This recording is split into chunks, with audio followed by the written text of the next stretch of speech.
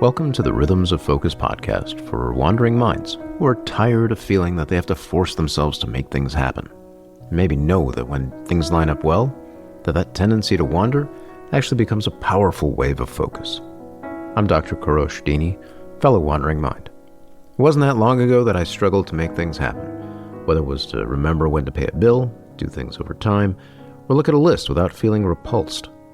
Fast forward through years of study and practice, I can now not only deal with the world, I can be creative, playful, and engage in the ways that make sense to me.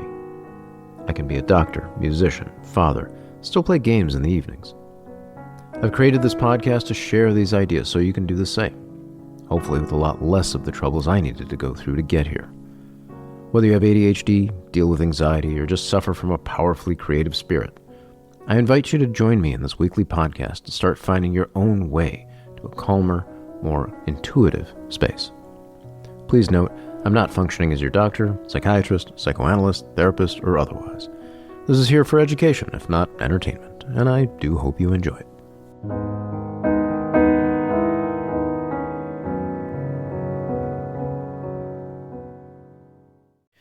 Hi, everybody. I've got another treat for you today. I've got my colleague, student, member from my group at the Waves of Focus, Michael, who's joining us today. We're going to talk about just what things have been like dealing with ADHD type things, wandering mind type things, and seeing where we go. This is a new sort of format, and I don't know where this is going to go. I hope it goes somewhere cool. We'll find out. So, Michael, welcome to the Rhythms of Focus here, and thank you for joining me here. Yeah, thank you. Thanks for the invitation.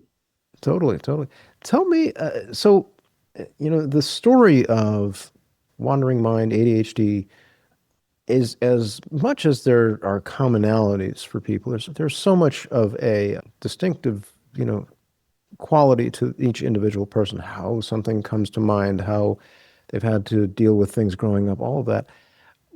Where would you say that story is for you? What kind of jumps to mind about it for you? I think for now, I'm more in refinement. I was diagnosed about 6 years ago as an adult. So understanding specifically ADHD, when I grew up, because I was a little slower with English, they put me in a learning disability class, even though math and other science, other related things I excelled at. So I was kind of an anomaly even in that environment, and had many years of people asking if I was dyslexic because I would twist words in my head or, word association.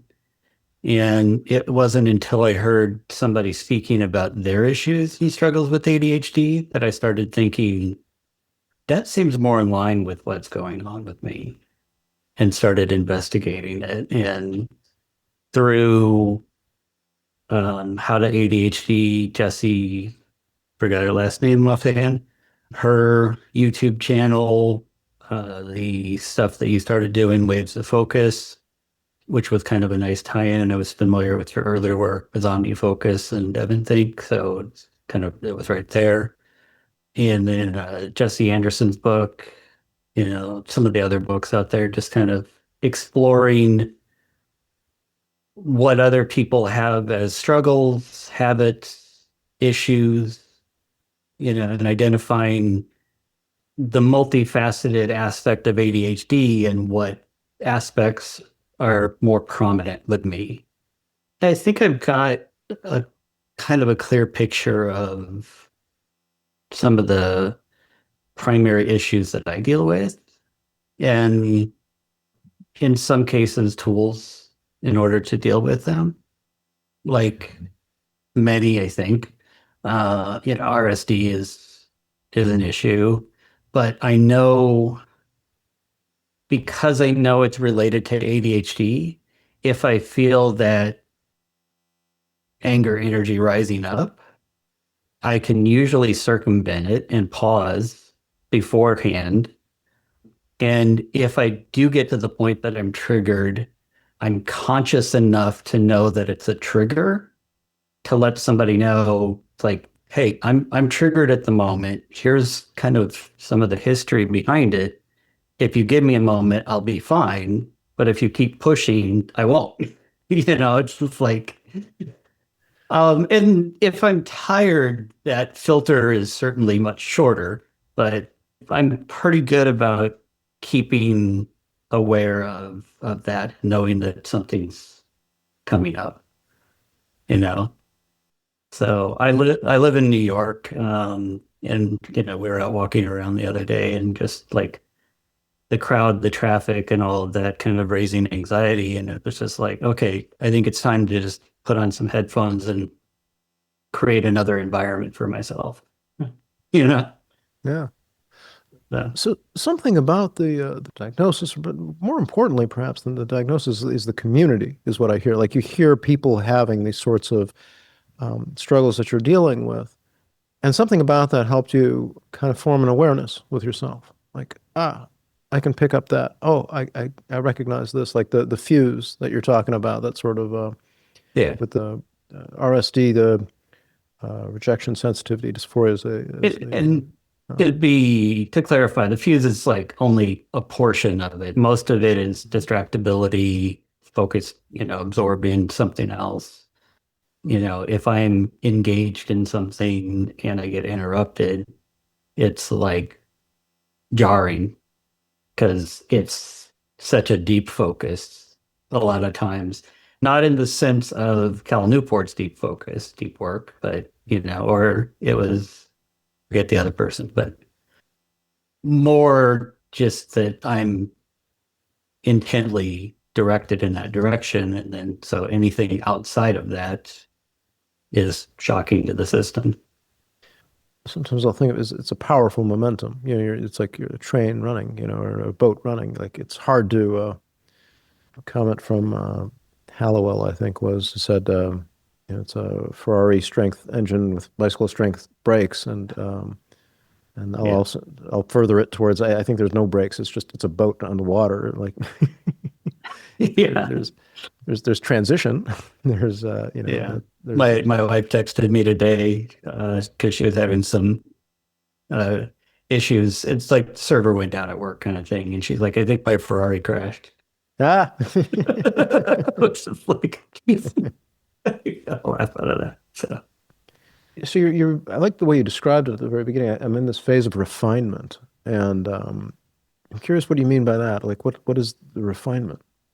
so I don't remember when, I think before ADHD discovery, like productivity tools, probably starting with getting things done, which parts of it stuck, but I've read Tiago Forte's book, and Mike Smith has some stuff on PKM. Who was the other PKM guy with around Obsidian? David Sparks even has, his productivity field guide. Yeah, Nick Milo, maybe the Nick Linking Your Milo. Thinking. Yeah, Nick Milo. Mhm. I'm also I'm a lifetime member in Mike Vardy's Mhm. productivityist group. Sure. So taking all of those ideas from the productivity universe, Yeah.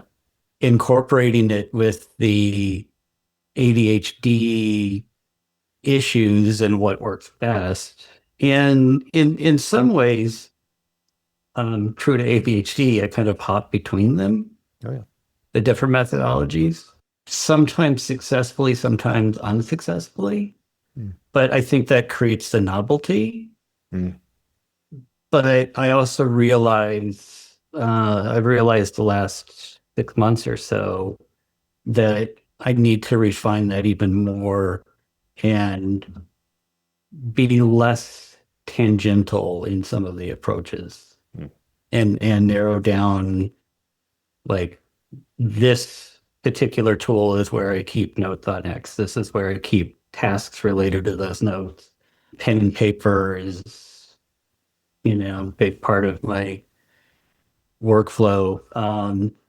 Yeah, and it ebbs and flows. There's some days where I'm like, any interruption, I'm making notes, and other days where I look and my last entry was a week ago. So you're like kind of, I see what you mean by this refinement. Like you're trying to, so you went through the stage of kind of exploration, right? Right. I think sometimes, we look at the word novelty, and sometimes I take issue with it because I like to think of it as discovery. Discovery to me has more meaning behind it. There's the Yeah. novelty is kind of like there's a meaninglessness to it, right? And so you're like I grew exploring. up with Dr. Demento. Novelty is amusement and fun and new. Ah, I remember So Dr. Demento. That's awesome. I haven't thought of that name in a long time. Now I've got his voice kind of I'm, right, right. I'm sorry for derailing you then. No, no, please, by all means. Um, that's part of the thing is that I think wandering is Yeah. whatever system we design, I think needs to have that as a part of it. I don't want to lose that playful, flowing part of ourselves. At the same time, we need to figure our ways through.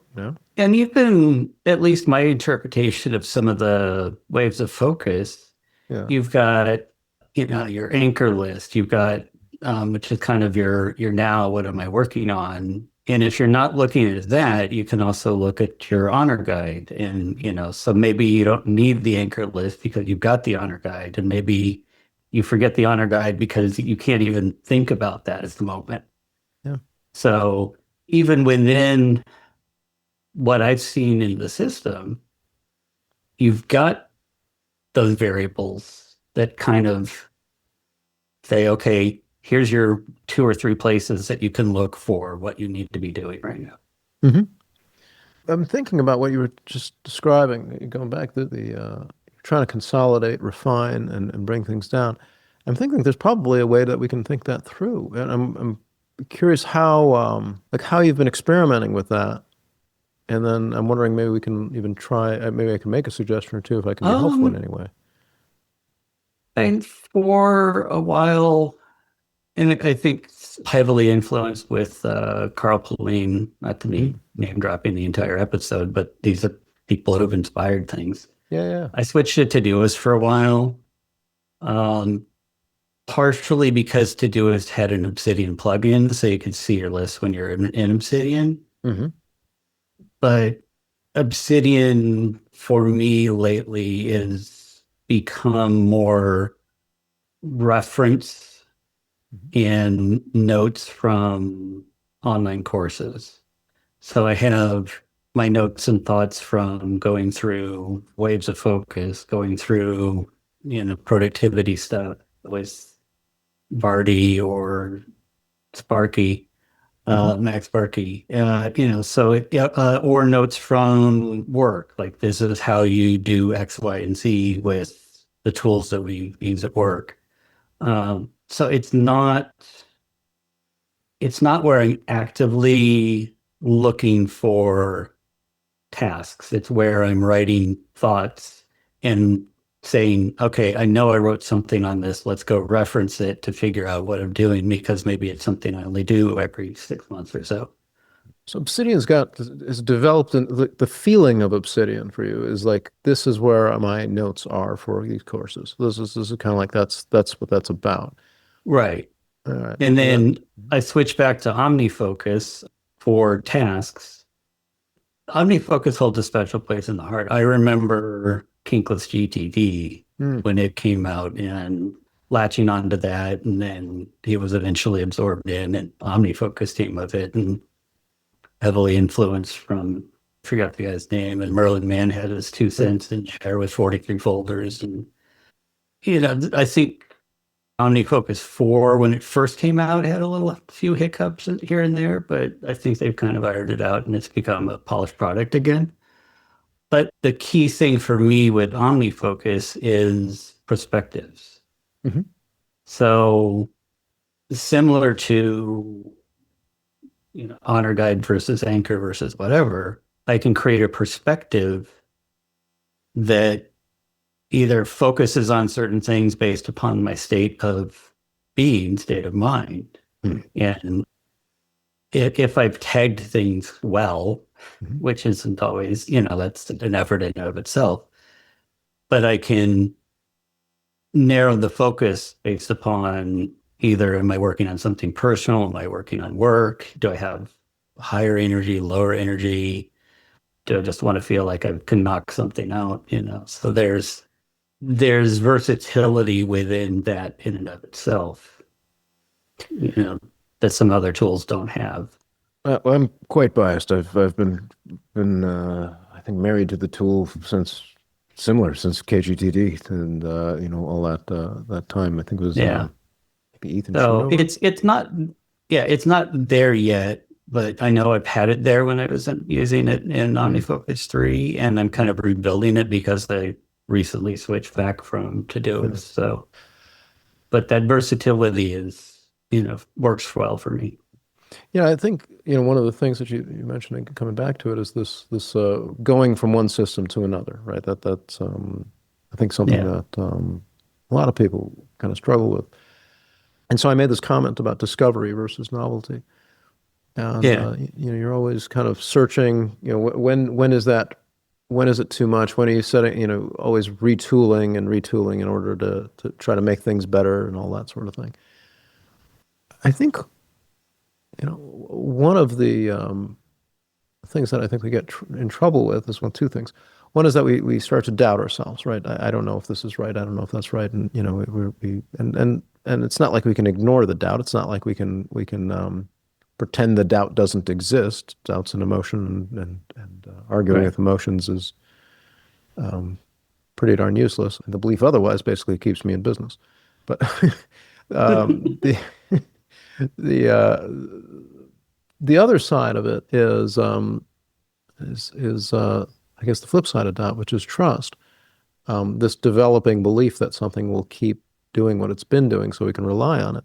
I guess that's the question that we're getting into when we're looking at something. When OmniFocus or Todoist or any of the rest start to decay in some way. That there's something that happens where it's like, I can't get to the things I want when I want, and it's a big mess, and trying to fix the mess is too much of a time sink, and I may as well start anew. Yeah. I'm wondering if that's does that happen? Does that happen for you? Have you run through that kind of pattern, or is it more no, this is what I want from OmniFocus, then this is what it'll do, and I'm happy with it. I trust it. That's a good question. I think there has been decay, but because I'm taking a fresh look at it, Mhm. it's not there yet. I think you've mentioned this. I forget the exact source of where I got it, but I think Carl's even mentioned this, Carl Pauline, where your task links over to your project note. Mhm.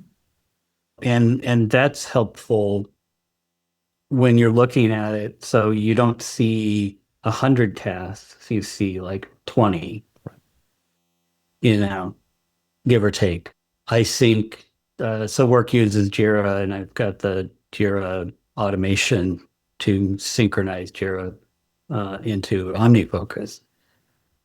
So based upon what's assigned to me, there could be several projects and tasks, but the primary location, at least for notes, is a combination of Obsidian and Jira itself. So having those notes outside. So where OmniFocus gets its clutter recently, um, is if I see a tech review for a monitor that looks new and shiny, which I have absolutely no reason for, I put it in my someday maybe list. So why do I have 3 or 4 different monitors in my someday maybe list? I don't know. I've had this monitor for 4 or 5 years. It's doing well. It's not its last leg. I have zero reason to replace it. But there it sits. Well, I think you touch on something super important, that when you have that sort of that view of the day or even the week or however you want to look at it that is not cluttered itself. So the honor guide is very much about that. It's about having Right. these sort of regular currents in your days, and you can kind of adjust them to, these are the things I'm working on. And then you kind of, it essentially auto-populates, your day, but there isn't much planning, and you Yeah. can always make changes. That in itself is organized in the sense of you have what you want in front of you. Everything else is hidden from view, and but with the sense that you can get to those things that are hidden as they're important, with this link, you can easily jump there. And so it lets you keep, you can throw things wherever you want to throw them, that monitor link, for example, and you know that there's a big pile of it there, and that's fine. That Yeah. it's not clouding the what you need from your day to day. And if you need it, if you want to look for it, you can search for it. You can do whatever you need to do to get to it. You can link to it if it becomes a part of a project, all the rest. Yeah. But in the meantime, it's fine. It's fine as long as it's. Yeah, I like to think of organizing as this clearing and supporting paths for the development of things you find meaningful. So if Yeah. something's out of the way and when you don't need it and it's right there when you do, it's organized. It's fine. Right. I just had this random thought, which is kind of a callback to something you talked about in one of your podcasts. Instead of Sunday, maybe I'll create a sticky decay list. Ah, I like that. I, that sticky decay. This The is it. sticky decay decor. Right, right. This, I love that. It's I appreciate it. I came up with an equation for it, and no one's come up with a correction for the equation. So I don't know if it's actually correct or nobody's actually challenged it. But I'm entertained I'm by it. not challenging it because I can tell you I've got piles. The piles are it's piles grow. The thing is we have this moment, this moment that we're in, and it's we're zoomed in this way. The wandering mind is kind of zoomed into this moment, and it's hard to complete this moment, to say, okay, I'm working on this thing, and everything about this thing is now done and tied and placed exactly where I need it to go. And how often does that happen? As aware as we might try to be. And but then, even so, if we can acknowledge that, we can still make it so that we can function and work well, even with that in mind. That certainly awareness helps. Certainly thoroughness, all that helps. We can structure things. We can support ourselves, and all those good things. But if we can acknowledge that, yeah, that those piles are going to be there in certain ways, but I have a way to navigate them, then all the better. Yeah, it's remembering to get back to it is the key to doesn't always work. Well, there it becomes like, okay, so let's say you see the pile, and then the first thing that brings it to mind, right? The first emotion might be, let's say, frustration, right? You look at it and like, oh man, there's Yeah. that pile. Then can you convert it to something that would, like, where in your web of attention could this go? So if you have an honor guide that works as a central hub of your attention, you might say, okay, maybe I'll put it there. Maybe I'll put it on this part of it that's engaged, this part of me that's like working on things. But Yeah. maybe I've got too many things going on. I'm in the, oh, okay. Well, then maybe I can move it to that place where it's waiting in a queue, right? Or Yeah.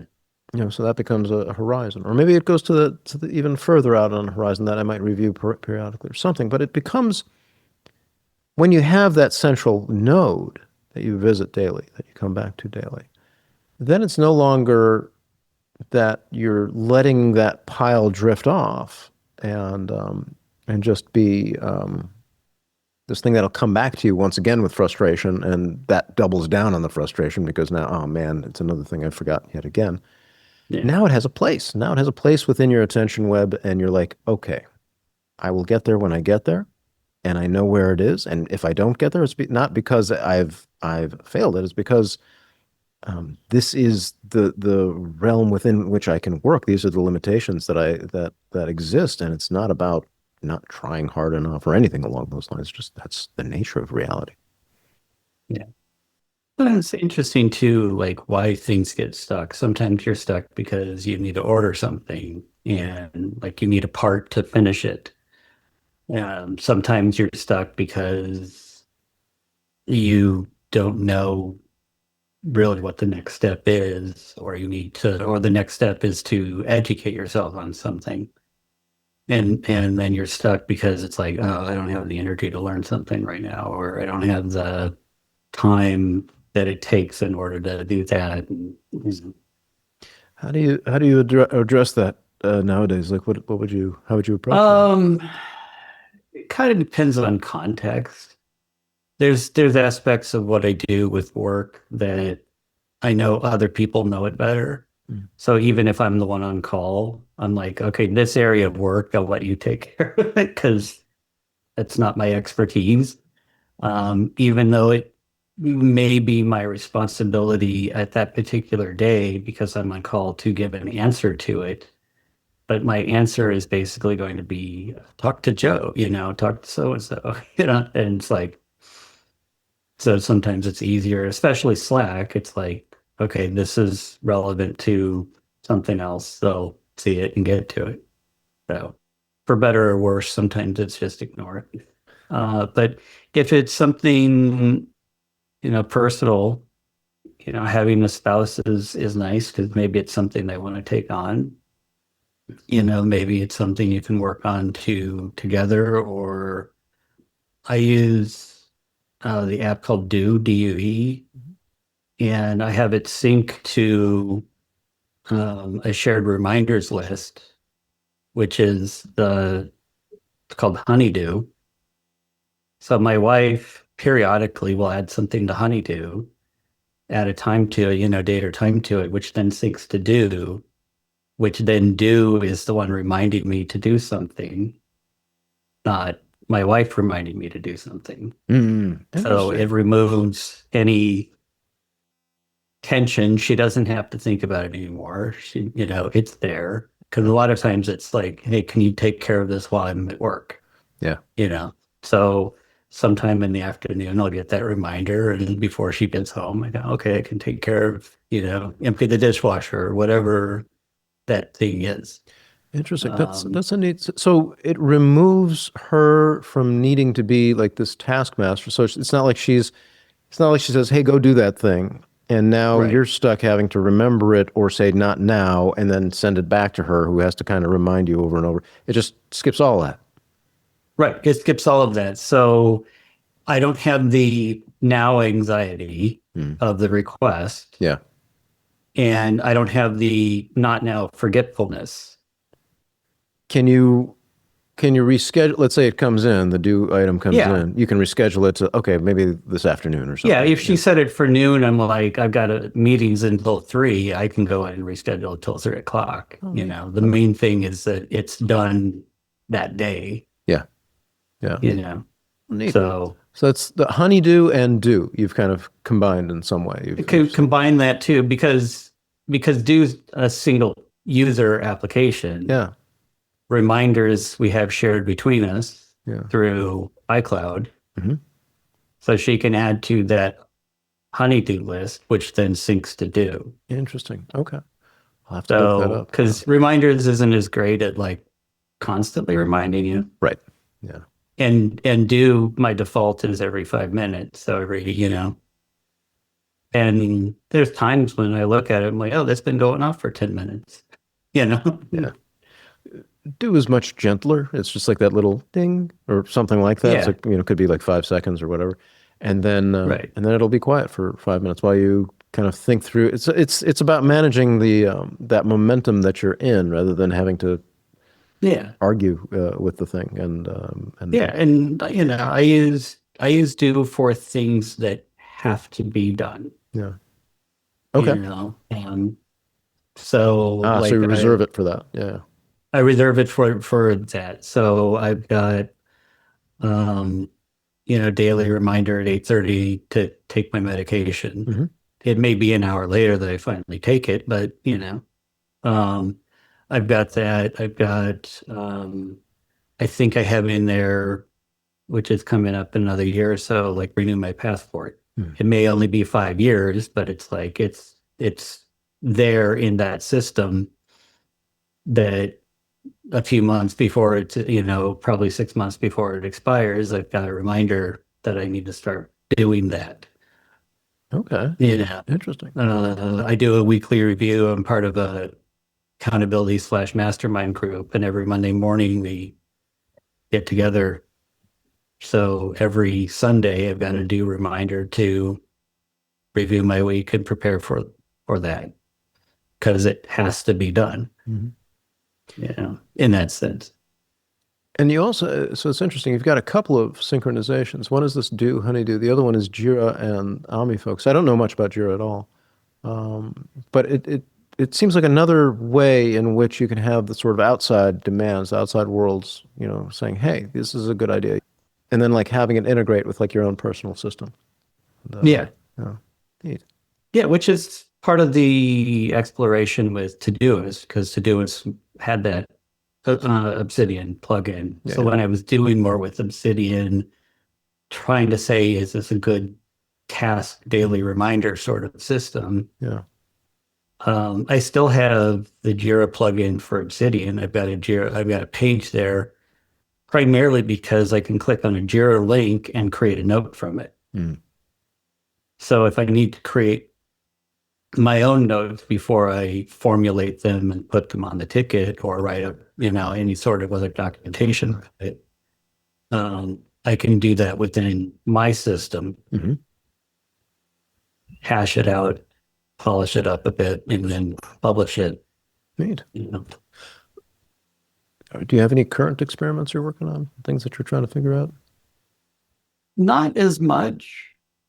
Like, I think I'm sure I will come up with some, being close to the end of the quarter, not explicitly the 12-week year sort of thing, but I do quarterly planning and what am I going to focus on in this quarter?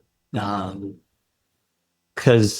as 12-week year says, a year is a long time.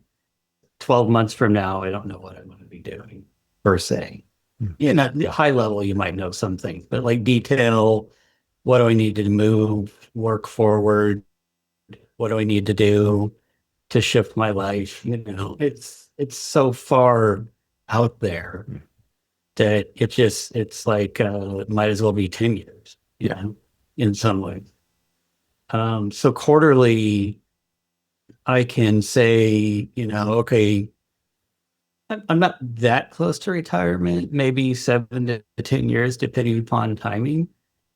But now's the time to start looking at what does that mean? What is your tax deferred account versus versus regular investing versus Roth versus, how does that affect your Social Security, your IRMA, et cetera, all those things that, at least for the American audience, we deal with. I'm sure other countries have their own taxes that may or may not come into play. Like next quarter will probably be, one of the tasks is investigating that. As work, I work for a larger corporation, so AI is part of the discussion. So next quarter, I want to do a deeper dive on what can it do for what I do. Part of what I do is development, and the first time I wrote a line of code was basic when it was, elementary school, sometime late 70s, early 80s. I'm not ready to have AI write all of my code. I did use it once to solve a problem. I was like, oh, wow, that did really well, because it was a language that I wasn't familiar with. And I was like, okay, let's see what it does with this. And it solved it. I looked through the code. I understood it. I was like, oh, this is pretty elegant. But it's not, I don't think it will ever be I don't like saying absolute, but I don't feel like it will ever be my default. Hmm. I might have it review, I might have it explain something if it's a new project so that I understand it quicker. Mm-hmm. But part of why I do what I do is I like to be in there. I like to have that process of thought and solve the problem. And yes, some people in the AI world would be like, well, your problem solving is writing a good prompt. I'm like, no, that's not satisfying. Satisfying is that I figured it out. I understood it. Well, what I hear in that is you value your way of thinking, and if you Yeah. have a way of engaging a problem that you enjoy, that makes sense to you, that seems to Yeah. you know And help. I don't know if you're familiar, Chris Bailey's most recent book, Intentional. He has the values test, which is like science-based. I forgot how it was phrased, but basically, being a autonomous thinking, for lack of a better word, that might not be the exact thing, but that was like, my number two. Like I need to have the ability to have my own thoughts and have my own, I'm fine if somebody disagrees with them. Mhm. I'm fine having a discussion and learning things different. Yeah. But in the end, whether it's borrowed from somewhere else, which 90% of things are, or something that I feel like I created myself, it's coming up with that own thought. Yeah. It's taking the pieces from here and there and saying, this is how I interpret all of these different angles to me. I find that to be so absolute. You're right in tune with it, with something that I find so dear, which is really having that connection with your own voice, your own ability, your own thoughts, your own, like without it, Yeah. without that playful connection, without that caring connection, that sense of mastery within ourselves, like we don't make anything that stands that stands on its own. I think it just crumbles. It's like, Yeah. I listened to you were bringing up AI, and absolutely, I agree. There's strength to AI. There are things to think about with it. It's a useful tool. But what I found interesting, at one point I said, create a piece of music. I gave it some lyrics and I gave it something else and something else and whatever. And it did, and it sounded amazing. And I was like, wow, it's created a whole, and it had like, an introduction and it had a chorus and it had all these bits and pieces. And then I never listened to it again. I was just like, this is, there was something about it that felt missing. Now maybe that'll change. Maybe I don't know. Maybe it'll develop whatever it is that would trick my mind into saying that it had a soul somewhere. I don't know. And then we can have the debate of what constitutes a soul, and maybe it's in there, and we'll create the whole Blade Runner Yeah. theme, and we'll just run that route. But until then, I think there's a great value in having it our work just be like, this makes sense to me. I connect it with that which makes me feel alive. And that's what I find so you know, vital when it comes to ADHD and wandering mind and all that. It's like Yeah. how often one might be put into a position where they feel like, no, I have to give that up in order to adapt to whatever the heck. Mildly tangential. I saw something recently or heard something. One of the musicians that worked with Miles Davis, there was just this audio that was clipped somewhere. And they said they were playing something and they missed, like during their solo, they missed a note. They played it wrong. And they knew they played it wrong. But when Miles Davis picked up his part to come in, he incorporated that mistake into what he was playing, which made it right. Yeah. So instead of like calling it out, it's like now this mistake is part of that song, part of that experience, Yeah. because they leaned into it. Yeah. Yeah, and I don't think you're going to get that from AI art. Hmm. I mean, you might with hallucination and things like that, but uh, that's not, you know, somebody looking at that might go, well, this is a mistake, do it again and correct it, as opposed to letting that mistake be part of what that song is and making it something different than it was intended. Hmm. He was able You know, to internalize it. He was able to take that yeah, and say, this is a part of it. This is a part of the experience of the moment.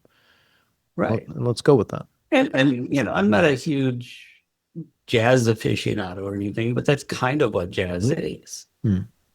It's embracing the moment with whatever may come. Hmm. And it's oft said you can't change your circumstances, but you can change how you react to them. Sure. So there's a bit of tie-in with that. And you know, I'm tech industry. If you follow any news for any length of time of the last 2 years, the big news in tech industry is layoffs. Hmm.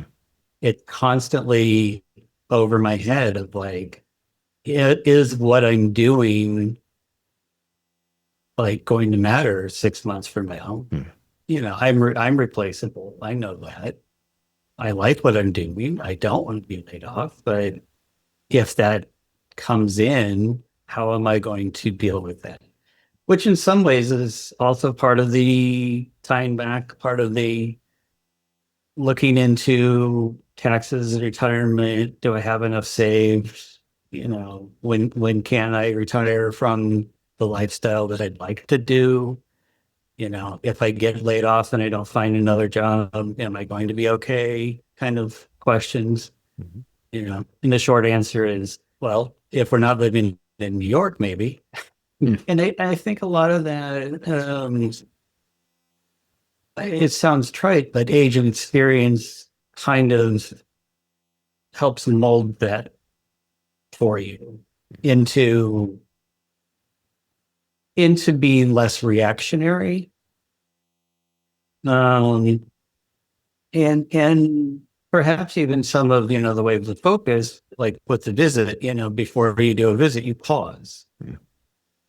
you know, so you get the news and in as much as I slept well the night before, you pause before you react. But if I haven't slept well, that's when some news like that triggers your RSD, Hmm. going back to that, you know, kind of conversation. Because you don't have the energy that it takes in order to take a balanced approach to the balls that you're currently juggling. I don't know. I was trying to think of a metaphor and that didn't really work, but it's there. I think it's there. I think it's when you can pause, you increasingly are able to pay attention to the forces of the moment, external and internal. You're paying attention to, the demands of, three bosses who are saying, do this, do that, and the other thing, but also your own emotional responses to them and your anxiety or your excitement or among other things. Yeah. And the more you can do that, the greater you can tap into that sense of what is your most meaningful action of the moment. And and uh, and then as well, you're able to start to recruit that sense of bravery if needed. That like how do I stand in front of that emotion of fear or whatever it is, Yeah. and make that visit to that place, and then discover who I am in that place. That's the fear. That's the worry. And all that is so vital in whatever it is that makes us human, isn't it? So just contrasting it with the AI comment. Yeah. Yeah. Um, Michael, I think that's maybe a good note to wrap up on. I think that I really enjoyed our conversation here, Yeah. and I hope you did too. Is there any other parting thought that you'd like to share here, or what are your thoughts? Nothing immediately comes to mind. I've said it before, but I appreciate that you made the Waves of Focus course available on your circle. So I can go through and review things that I missed and that have changed from the first session. So that's been beneficial for me. For a while, without it, it was like, okay, I guess what notes I had from the first course or what I've got, and then you made it available. It's like, oh, this is good. I can review and refine and tinker, and kind of adjust the tools that I have picked up, the ones at the same time. So I'm glad it's been helpful to you. I'm grateful to know that's been doing something for you, and that's good. Yeah. That's great. Cool. All right. Well, Michael, have a wonderful rest of your day, and to all the listeners out there, thanks for listening here, and till next time. If you've enjoyed what you've heard today, kindly subscribe, rate, review with whatever app you're using. If you're on the Apples, press the Apple buttons. If you're on the Spotifys, press the spots. If you're on the YouTubes, press those things, whatever the things. And if you're feeling especially generous, consider leaving a review. Maybe mention your favorite piano piece or just say hi. Your support helps more wandering minds find this podcast.